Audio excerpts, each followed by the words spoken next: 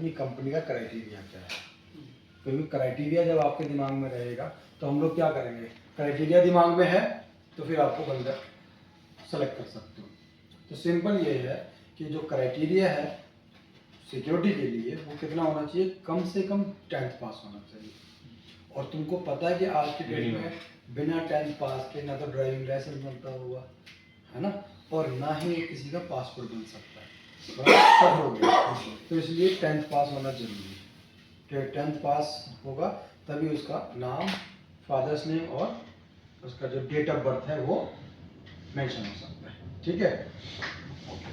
और उसका height 5 feet 7 inch होना चाहिए। क्राइटेरिया जो आपका हाइट का है उसमें जो है आपको बिल्कुल भी कंप्रोमाइज नहीं करना है ना। तो फर्क 18 साल का कंप्लीट होने के बाद ही वो वैलिड होगा और 35 साल तक हम उसको हायर कर सकते हैं। 35 साल तक हायर कर सकते हैं। उसके ऊपर किसी को हायर करना है तो उसमें देखा जाता है कितना एक्सपीरियंस है, वो एक हमारा एक अलग टॉपिक रहेगा। तो क्राइटेरिया आपको बिल्कुल पता होना चाहिए, ठीक है। जब आपको क्राइटेरिया पता चल गया एज ए रिक्रूटर, फिर आपने जो है समझाना है कि आप जब हमारे साथ जुड़ जाएंगे हमारी कंपनी में तो आपको क्या क्या बेनिफिट मिलेंगे। सबसे पहला जो बेनिफिट है वो बेनिफिट क्या है कि हम जिसको भी हायर कर रहे हैं वो क्या है, कंपनी के परमानेंट एम्प्लॉय हैं। जैसे हम लोग कंपनी के परमानेंट एम्प्लॉय हैं, टाइम पर आएगी इसका मतलब जी। अगर कंपनी के रोल पर हैं तो हमारी सैलरी टाइम पर आएगी। तो पीएफ मिलेगा, प्रोविडेंट फंड, भविष्य निधि, पीएफ, ईएसआई भी मिलेगा, बोनस भी मिलेगा, इंश्योरेंस भी होगा, हफ्ते का छुट्टी भी रहेंगे और सीएलपीएल और जो रजिस्टर्ड हॉलीडे होते हैं वो सारी चीजें रहेंगी। ये कब होगा, जब कोई भी एम्प्लॉय कंपनी के रोल पे रहेगा, है ना। काम तो किसी भी लोकल कंपनी में कर ले क्या फर्क पड़ता है, हो सकता है बहुत अच्छे पैसे मिल जाते हो, लेकिन जब कंपनी की पहचान ही यही है, कंपनी के रोल पे अगर काम हो रहा है तो उसको पैसे भी नाप तोल के मिलेंगे। स्टेट का मिनिमम बेसिस होता है, हरियाणा है तो हरियाणा का स्टेट बेसिस मिलेगा, यूपी है तो यूपी का मिलेगा, उत्तराखंड है तो, ठीक है। तो रिक्रूटमेंट क्राइटेरिया आपने जब देख लिया फिर आपने उनको मोटिवेट करना है और कंपनी में जुड़ने के फायदे बताने हैं, ठीक है। तो जब तक इसमें उनको कंपनी के जुड़ने के, कंपनी से काम करने के फायदे नहीं पता होंगे तो उनको फिर क्या रहेगा दिमाग में, सिर्फ सैलरी रहेगी दिमाग में कि नहीं सर वहाँ 20 मिलता है, वहाँ 22 मिलता है, वहाँ जी रहना मिलता है, वहाँ जी खाना मिल जाता है, वहाँ जी मुझे पिक एंड ड्रॉप मिल जाता है। तो ये सारी बातें जो है लेस हो जाती हैं। तो ये सारी चीज़ें आप लोगों को समझ में आनी चाहिए कि ये सारी चीज़ें आपको मिलेंगे। पीएफ हो गया, ESI, bonus, gratuity, medical insurance, leave वगैरह। जब ये उनको समझ में आएगा नए लड़कों को जिन्होंने 10वीं या 12वीं पास किया है तो फिर वो आपके पास में आएंगे। आपको कन्विंस करना है कि भाई कंपनी के फायदे जुड़ाने हैं, ठीक है। यहाँ तक कोई सवाल? पीएफ का सर क्या रहेगा, कितना परसेंट? देखो पीएफ का सिंपल है, कुछ सवाल करते हैं ना कि जी पीएफ में ना कटवाना चाहूँ और जी पीएफ में क्या मिलेगा। तो पीएफ का एक कानून बना हुआ है ना। पीएफ में पहली बात तो आपकी मर्जी चलेगी नहीं ना, कंपनी की मर्जी चलेगी। आप कंपनी के एम्प्लॉय हैं तो पीएफ आपको मिलेगा, कटना ही कटना है, यही पहचान है। अब पीएफ में सिंपल ये है कि 12% आपकी सैलरी में से कटेगा, ठीक। तो 12% कंपनी का भी शेयर होगा, तो पीएफ जमा कितना हो रहा है, 24%। मान लो किसी की सैलरी बनी 18,000 तो 12% पीएफ कट गया। मान लो उसका पीएफ बना 1200 कुछ रुपए, 1250 1250 कंपनी का पीएफ चले गया 12% के हिसाब से, तो 24% उसका तकरीबन 2500 रुपए पीएफ में जमा हो गए, सेविंग मतलब, ठीक है। अब देखो 2500 रुपए अगर पीएफ में उसके जमा हो गए तो उसकी सेविंग शुरू हो गई, ठीक है।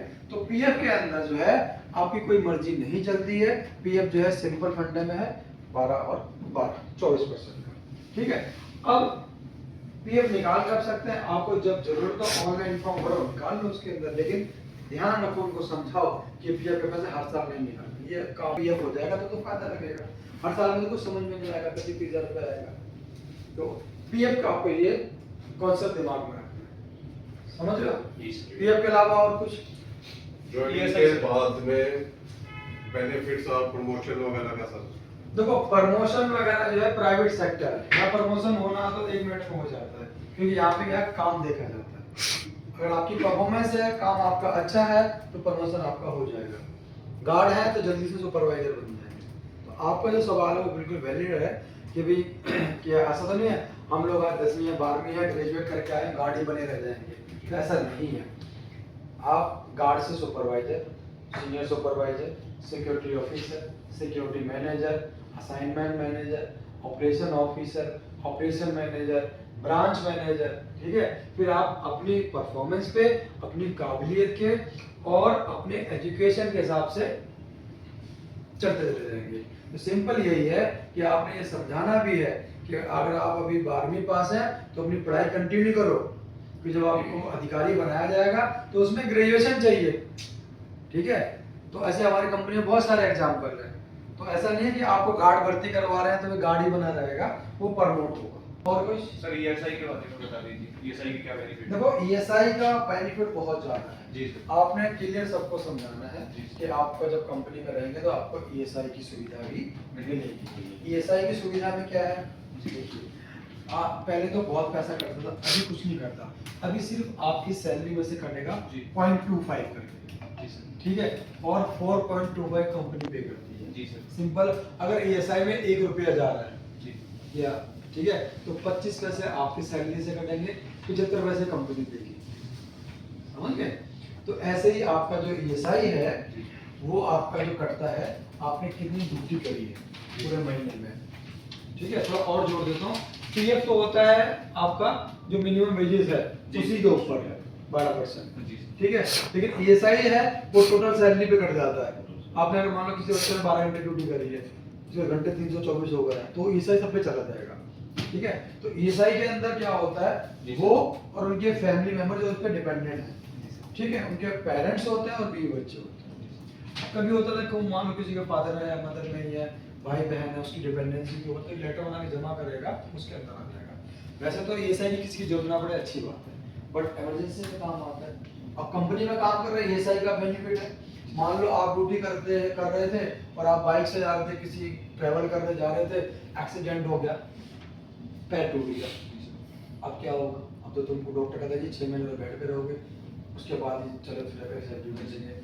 अब 6 महीने क्या होगा, अगर आप कंपनी में एम्प्लॉय थे तो ईएसआई से आपकी सैलरी आती रहेगी मिनिमम ईएस की, कोई कंपनी नहीं करती ना, ये कंपनी करेगी, जी सर। ठीक है। तो इसलिए आपको ये पीएफ के बाद में सबसे बड़ा स्ट्रॉन्ग है ईएसआई।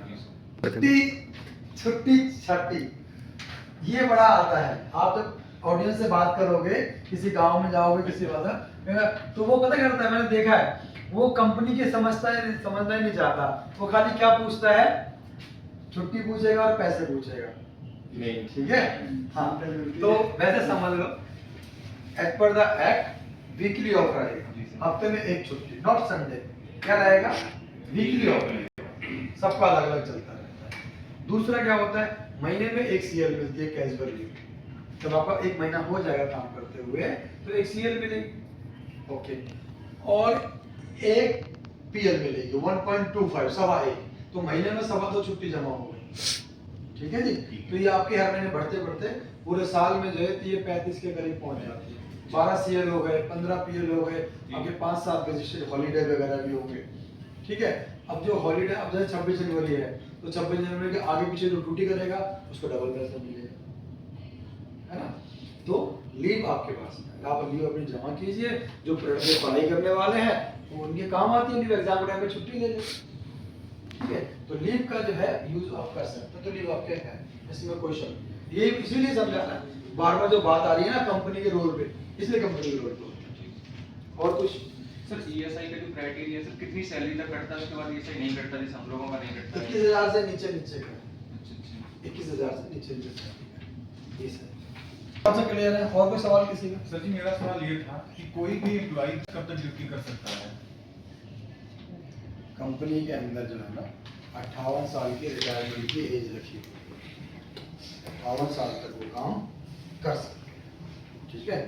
58 के बाद में कोई अगर मेडिकली फिट है तो एक अप्रूवल मिल जाता है, अदरवाइज में 58 साल तक काम कर सकते हैं, और जिसको भी 10 साल से ऊपर काम करते हो जाते हैं उसके बाद में कंपनी छोड़ देता है, रिटायर पे जब भी आएगा तो उसको जो है पेंशन मिलेगी, कोई कंपनी नहीं देती।